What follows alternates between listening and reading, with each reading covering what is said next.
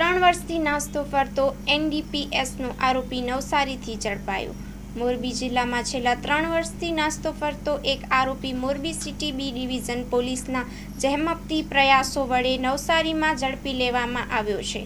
મોરબી જિલ્લાના પોલીસ અધિક્ષક શ્રી રાહુલ ત્રિપાઠી સાહેબ અને નાયબ પોલીસ અધિક્ષક શ્રી પીએ ઝાલા સાહેબના માર્ગદર્શન હેઠળ જુદા જુદા ગુનાઓના નાસ્તા ફરતા આરોપીઓને ઝડપી પાડવા માટે એક વિશેષ ડ્રાઈવ ચલાવવામાં આવી રહી છે। આ ડ્રાઈવના ભાગરૂપે Morbi city B division police સ્ટેશનની ટીમે ટેકનિકલ અને માનવ સ્ત્રોતના આધારે એનડીપીએસ એક્ટ હેઠળ નોંધાયેલા ગુનાના મુખ્ય આરોપીઓની લોકેશન શોધી તેને નવસારી ખાતે લક્ષ્મીનગર વિસ્તારમાં ઝડપી પાડ્યો હતો।